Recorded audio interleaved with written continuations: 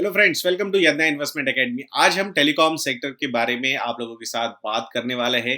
Recently आप लोगों ने देखा होगा, हमने भारतीय एयरटेल को भी डिटेल्ड एनालिसिस में कवर किया था। वोडाफोन आइडिया के जो क्वार्टर 4 के नंबर्स आए थे, उन्हें भी डिटेल में एनालाइज किया था। तो अभी ये बात करेंगे इस वीडियो में कि टैरिफ हाइक्स होने की बातें बहुत ज़्यादा चल रही है। तो ये टैरिफ हाइक्स क्यों हो सकती है? हर एक कंपनी का अलग-अलग रीज़न है टैरिफ हाइक करने का। तो वो रीज़न्स प्रॉपर्ली एनालाइज़ करने की कोशिश करेंगे।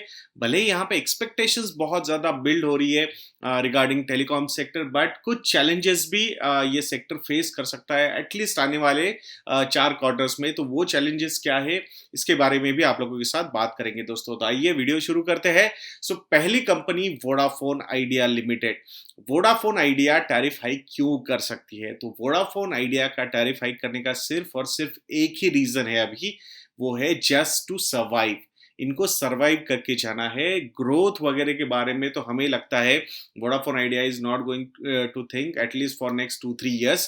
देयर मेन एजेंडा इज कि भाई सर्वाइव करके जाए। जो भी एजीआर ड्यूज है वहां पे कुछ सुप्रीम कोर्ट के साइड से अगर रिलीफ मिलेगा तो पार्ट पेमेंट्स कर सकते हैं। वो जो भी ड्यूज है उनके, तो वो सारे dues which are close to 50,000 crore rupees, तो वहां पे उनको वो वैसे सर्वाइव करके जाना है टू पे द एजीआर ड्यूज। ऊपर से 1.12 लाख करोड़ रुपीज का टोटल डेट भी है वोडाफोन आइडिया पे। तो उसके रिपेमेंट्स भी करने हैं, इंटरेस्ट के रिपेमेंट्स भी करने हैं। That's why this particular company is asking कि भाई हमें 20 साल का समय दीजिए ये जो एजीआर के ड्यूज रीपे करने हैं। सो पहले जो स्टैंड था सुप्रीम कोर्ट का, वो थोड़ा सा अभी नॉर्मलाइज होता हुआ नजर आ रहा है। वहां पे वो थोड़े टर्म्स एंड कंडीशंस देखने की कोशिश कर रहे हैं कि भाई कुछ ठीक है, आने वाला समय दे सकते हैं हम आपको। पहले ये बोल रहे थे कि बिल्कुल नहीं देंगे, अभी ये बोल रहे हैं कि कैसे पे करोगे, क्या गारंटी है कि आप पे करोगे। तो टोन चेंज होता हुआ नजर आया है। तो वोडाफोन आइडिया का एक ही रीजन है, टू सर्वाइव। तो ये फर्स्ट कंपनी हो गई। सेकंड कंपनी कौन सी है? वो है रिलायंस जियो। सो रिलायंस जियो को अपने टैरिफ्स क्यों हाइक करने हैं? टैरिफ हाइक करना है मतलब एवरेज रिवेन्यू पर यूजर क्यों हाइक करना है? उसके पीछे का सबसे बड़ा रीजन है ये जो हाई वैल्यूएशंस मिले कंपनी को। 5.16 लाख करोड़ रुपीस पे लास्ट इन्वेस्टमेंट हुई है रिलायंस जियो में। तो इतना ज्यादा वैल्यूएशन जस्टिफाई करने के लिए आपको अर्निंग्स दिखाने होंगे, आपको फ्री कैश फ्लोज दिखाने होंगे। तो वहां पे वो कहाँ से आएंगे, वो ग्रोथ कहाँ से आएगी? क्योंकि उनके जो वैल्यूएशन पैरामीटर पे देखा गया है, भारतीय एयरटेल से एटलीस्ट 2 to 2.5 times ज्यादा प्राइसिंग पे ये कंपनी को वैल्यूएट किया गया है। तो उसके पीछे के रीजंस जस्टिफाई करने के लिए यहाँ पे टैरिफ हाइक करना बहुत जरूरी है। और ये एक सबसे बड़ा रीजन हो सकता है कि क्यों आने वाले समय में हम प्राइस वॉर नहीं देखेंगे फ्रॉम दीज 3 कंपनीज। क्योंकि अभी शुरुआत में जियो को भी सब्सक्राइबर्स ऐड करने थे, तो वहां पे एग्रेसिवली प्राइसिंग का वॉर हुआ था। उसके चक्कर में वोडाफोन और आइडिया कंपनी सबसे ज्यादा सफर हुई। भारतीय एयरटेल भी कुछ पॉइंट तक सफर हुई, बट अभी उनके पॉजिटिव नंबर्स आने शुरू हुए, at least subscriber additions and all those things. But Vodafone is still under dark cloud, so will have to wait. तो यहाँ पे जियो को अपने हाई वैल्यूएशंस जस्टिफाई करने के लिए जियो को आने वाले समय में लिस्टिंग करनी है, तो वहां पे भी प्रॉफिटेबिलिटी काफी अच्छी होनी चाहिए। उसके लिए टैरिफ हाइक करने के अलावा और कोई ऑप्शन उनके पास अवेलेबल नहीं है। तो ये रीजन है जियो के लिए। थर्ड कंपनी कौन सी है? वो है भारतीय एयरटेल। सो भारतीय एयरटेल को क्यों प्राइस हाइक्स करने हैं, टैरिफ हाइक करने हैं? क्योंकि उनको डीलिवरेज करना है। तो जो डेट के पोर्शंस हमने वोडाफोन आइडिया के साथ भी देखे हैं, सिमिलर काइंड ऑफ पोजीशंस, थोड़े उससे कम, बट वो भारतीय एयरटेल के पास भी है। उनके भी एजीआर ड्यूज के रिपेमेंट्स वगैरह करने हैं आने वाले समय में। टेक्नोलॉजी में या फिर ये 5G नेटवर्क्स वगैरह में बड़ी बड़ी इन्वेस्टमेंट करनी है, तो वहां पे भी पैसा लग सकता है। तो यहाँ पे फ्री कैश फ्लोज इंक्रीज करके they would like to repay जो लोन्स है, बोरोइंग्स कम करनी है, उनको डीलिवरेज करनी है, सारी चीजें। अभी आप बोलोगे वोडाफोन के लिए आपने अलग बोला और भारतीय एयरटेल के लिए हम अलग क्यों बोल रहे हैं? तो वोडाफोन ने ऐसे कोई एसेट्स मोनेटाइज नहीं किए। जो एजीआर के ड्यूज पहले से उनके पास थे, वो मतलब पता नहीं चल रहा है कि एग्जैक्टली गए कहाँ पे। बट भारतीय एयरटेल के केस में वो जो ड्यूज है, AGR ड्यूज, वो क्लियरली मोनेटाइज हुए होते हुए नजर आए थे। एक तो भारतीय एयरटेल ने भारतीय इंफ्राटेल ये कंपनी खड़ी की, और अफ्रीकन बिजनेस जो बिल्ड किया है भारतीय एयरटेल ने, वो भी वहां पे नजर आया। तो वो पैसे वहां पे मोनेटाइज हुए, प्रॉपरली एसेट्स बिल्ड हुए। तो वहां अगर रीपेमेंट्स करने हैं, पैसे वापस करने हैं, तो पैसा रेज करने में भारतीय एयरटेल के लिए कोई तकलीफ नहीं होगी। विजाविज वोडाफोन आइडिया के लिए ऐसे कोई मोनेटाइज्ड एसेट्स सामने नजर नहीं आ रहे। So that is the major difference between Vodafone Idea and Bharti Airtel. तो यहाँ पे भारती बहुत स्ट्रांग पोजीशन में नजर आ रहा है। रिसेंटली आप लोगों ने देखा होगा, भारती टेलीकॉम जो पेरेंट कंपनी है भारतीय एयरटेल की, जिसमें सिंगटेल एंड मित्तल फैमिली का स्टेक है, वहां पे उन्होंने कुछ स्टेक सेल किया था। तो वो स्टेक सेल इसलिए किया था क्योंकि भारती टेलीकॉम जो मेन पेरेंट कंपनी है, वहां पे उसके पास कुछ डेट था। तो वो डेट कम करने के लिए उन्होंने वो स्टेक सेल किया, और वहां पे अभी वो कंफर्टेबल पोजीशन में आ गए। सो वहां पे इसीलिए भले ही भारतीय एयरटेल के प्रमोटर्स ने स्टेक सेल किया, फिर भी इसको निगेटिवली मार्केट ने नहीं देखा, और उसके बावजूद स्टॉक प्राइस अभी ऊपर जाता हुआ नजर आ रहा है। 600 ये एक हर्डल है। Long term investors you can मतलब पॉज कर सकते हो आप यहाँ पे वीडियो, या म्यूट कर सकते हो, बिकॉज थोड़ी सी टेक्निकल बातें नंबर्स पे करेंगे। तो 600 ये एक लेवल है जिस पे बहुत ज्यादा कंसेंसस बिल्ड हुआ है कि अगर ये लेवल क्रॉस हो जाएगा, या फिर प्रमोटर्स ने जो लेवल पे स्टेक सेल किया है, मतलब जो अराउंड 550 560 के बीच में नजदीक था, तो वहां से ये जब स्टॉक कंसोलिडेट होगा ऊपर के साइड में, तो अपसाइड काफी ज्यादा अवेलेबल है भारतीय एयरटेल में। एंड अगर ARPU, एवरेज रेवेन्यू पर यूजर, यहाँ से जो अभी भी सबसे स्ट्रांग है भारतीय एयरटेल का, more than 150 rupees per user per month, वो उनका डायरेक्शन है कि एटलीस्ट नेक्स्ट 3-4 ईयर्स में this particular revenue should grow to 300 rupees. So that is their objective कि वो वहां तक वो पहुंचना चाहते हैं, that is their aim. So let us see वो होता है नहीं होता है, but I think they have taken some aggressive targets. So अगर वो 60-70% भी टारगेट्स को अचीव कर पाएंगे, तो I think that will create huge amount of free cash flows, और वो फ्री कैश फ्लो सीधे सीधे इनकी फाइनेंशियल पोजीशन स्ट्रांग करने में अच्छे खासे यूज हो सकते हैं।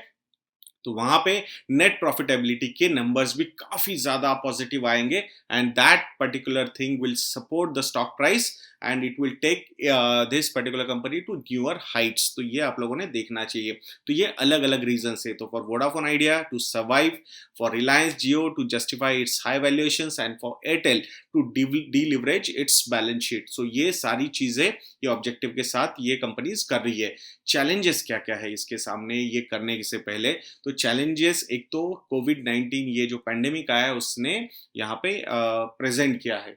दो वी अंडरस्टैंड कि टेलीकॉम सेक्टर को इसका लीस्ट इम्पैक्ट हुआ है, but will have to understand अगर आपकी जीडीपी डिक्रीज होती है तो आपका जो डिस्पोजेबल इनकम है वो भी कम होगा, जो कंज्यूमर का स्पेंडिंग पावर है वो भी कम होगा। तो उसका कहीं ना कहीं असर होता हुआ नजर आ सकता है। ठीक है, यहाँ पे डिस्क्रिशनरी एंड नॉन डिस्क्रिशनरी में आप देख सकते हो कि भाई जहाँ पे आपको चाहिए ही चाहिए वो यूज करना ही है टेलीकॉम का, इंटरनेट का, तो वहां पे आपको there is no option available for you. But वहां पे भी बहुत सारे जो आजकल आप प्लेटफॉर्म्स वगैरह देख रहे हो जहाँ पे बहुत ज्यादा यूज हो रहा है इंटरनेट का, तो वहां पे शायद थोड़ा बहुत हिट हो सकता है। So that's why will have to carefully see that कि सही में ये उतना इंक्रीज कर पाएंगे क्या। एटलीस्ट ये चैलेंज नेक्स्ट 4 क्वार्टर्स के लिए तो प्रेजेंट होता हुआ नजर आ रहा है, क्योंकि कोविड का जो एक्चुअल इंपैक्ट है इकोनॉमी पे वो भले ही धीरे धीरे धीरे कम होता हुआ नजर आ रहा है। दो कोविड के नंबर्स इंक्रीज हो रहे हैं, but economic activity daily increase हो रही है। अगर आप इलेक्ट्रिक कंजम्पशन देखोगे, इलेक्ट्रिसिटी का कंजम्पशन या फिर पेट्रोल डीजल का कंजम्पशन, तो ये वापस अच्छे लेवल पे आने शुरू हो गए, प्री कोविड के नजदीक के लेवल्स पे जाके जाना वो शुरू हो चुके हैं। सो दिस शोज कि economic activity is reviving, but still कुछ सेक्टर्स में बहुत ज्यादा इम्पैक्ट है कोविड का, तो उसकी वजह से भी यहाँ पे इम्पैक्ट होता हुआ नजर आएगा। तो ये कैस्केडिंग इम्पैक्ट में ये सेक्टर्स फंसते हुए नजर आ सकते हैं। और एक रीजन है, ट्राई का एक कंसल्टेशन पेपर आया था जिसमें उन्होंने बहुत सारे हर्डल्स बीच में लाने की कोशिश की है for raising the tariffs, but हमें देखना होगा because now even government do not want any kind of problem with this particular sector, because बहुत ज्यादा कंसोलिडेशन हो चुका है इस सेक्टर में।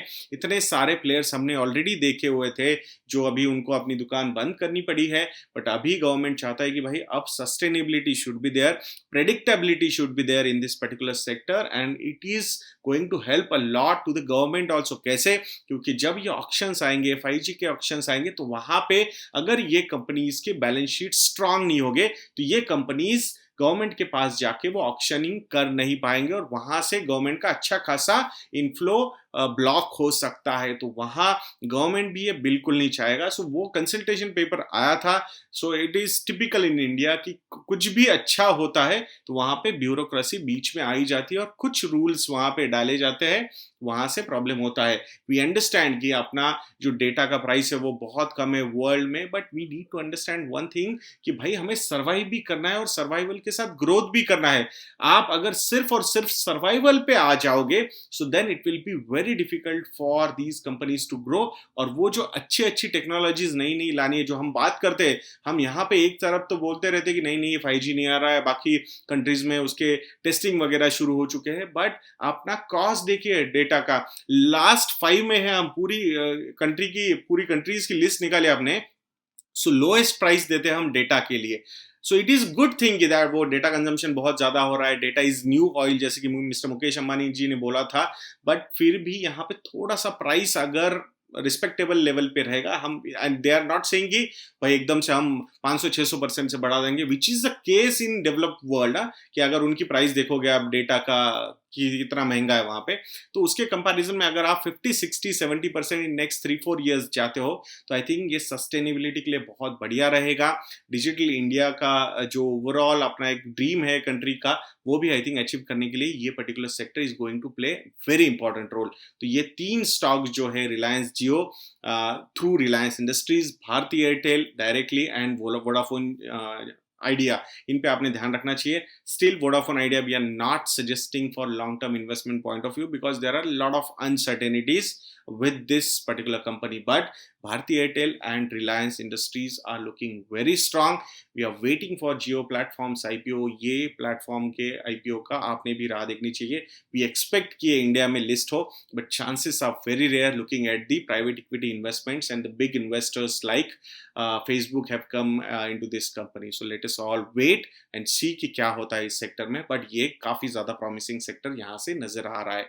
So जरूर आपके रडार पे ये स्टॉक होना चाहिए। इफ यू फील कि हम अच्छा रिसर्च करते हैं तो जरूर हमारी वेबसाइट investor.in को विजिट कीजिएगा। वहां पे मॉडल पोर्टफोलियोज है, स्टॉकोमीटर ये नया फीचर भी हमने लॉन्च किया है जहां पे स्टॉक्स के एनालिसिस, पूरे फाइनेंशियल डेटा है, वहां पे हमें जो जो कंपनीज अच्छी लगती है उन कंपनीज को हमने रेट भी किया हुआ है। मॉडल पोर्टफोलियोज भी वहां पे अवेलेबल है, reference model portfolios according to your risk profiles are also available there. तो जरूर हमारी वेबसाइट investor.in को विजिट कीजिएगा दोस्तों, और ऐसे वीडियोज के लिए हमारा चैनल लिखते रहिए, और नेक्स्ट वीडियो तक के लिए मुझे आज्ञा दीजिए। जय हिंद।